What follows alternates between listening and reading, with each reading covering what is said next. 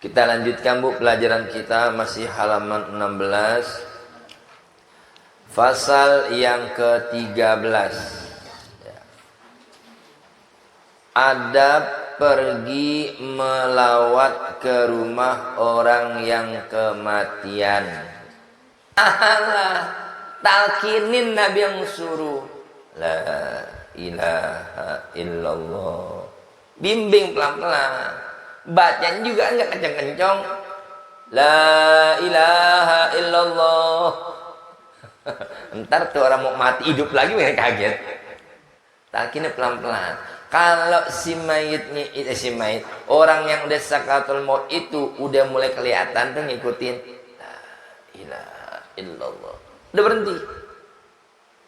Nanti seumpama dia yang lagi sakaratul maut itu mulai ngeracau lagi, ngigok lagi, bimbing lagi.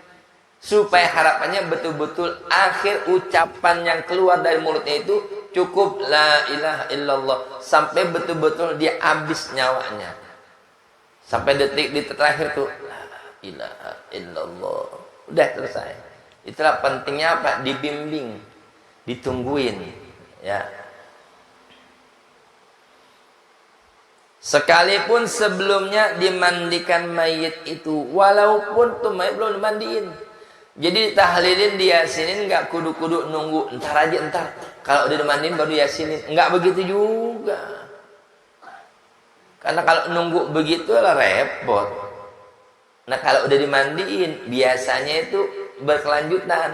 Udah dimandiin lanjut pakai kain kafan, nggak lama udah di kain kafanin, disiapin, masukin kurung batang, entar udah siap rapi, kira-kira bawa ke masjid, ke musola, disolatin, langsung buru-buru bawa ke kuburan ya, buat dikuburin.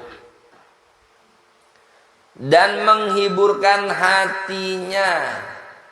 Hati siapa tuh? Hati si sahibul musibah, orang-orang keluarganya yang tertimpa musibah, tertimpa kematian.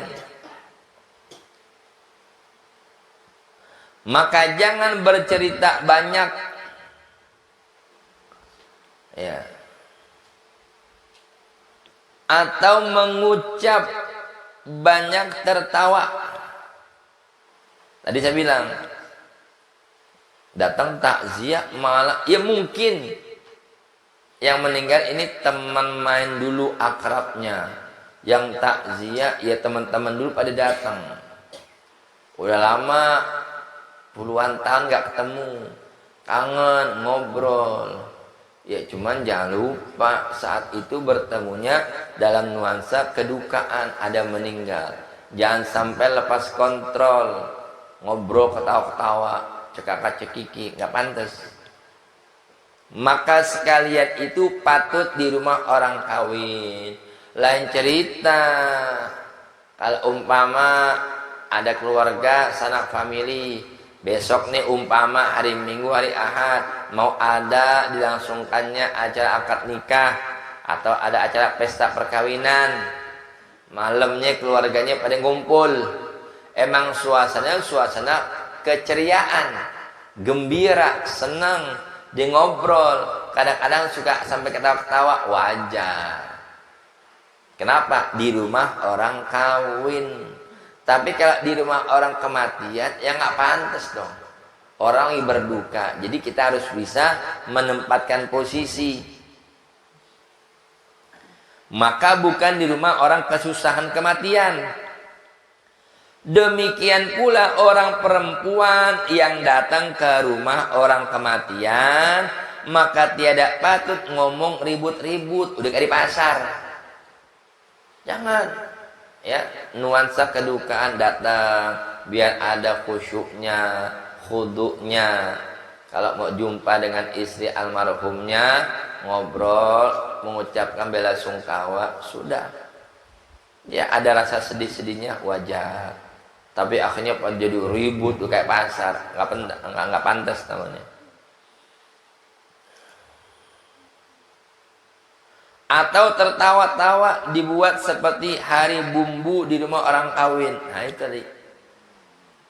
Ada acara mau pernikahan besok, orang perempuan keluarga besarnya pada ngumpul. Kenapa? orang perempuan tugasnya di dapur, saling bantu membantu. Yang pada bikin persiapan buat makan menu besok, ada bikin bumbu, ada yang goreng ini, yang goreng itu segala macam. Sambil ngegoreng ya, sambil apa namanya ngobrol, kadang ketawa. Itu wajar apa di rumah orang kawin. Tapi kalau di orang apa rumah orang kematian nggak pantas. Maka sekalian itu menambahkan kesusahan hati ahli mayit. Yang ada nanti apa? Membuat tambah sedih keluarga si mayit. Ya, ayah saya meninggal, tapi kok malah pada ketawa cekak-cekikik, kayak nggak menghargai perasaan saya lagi sedih. Nah, jadi kecewa deh. Jangan, nggak bagus. Dan bahkan juga bersalahan, nggak sesuai yang demikian itu pada aturan syarak adanya, nggak sesuai, agama nggak mengajarkan begitu. Ya. Itulah diantara sekelumit adab etika pergi melawat ke rumah orang kematian.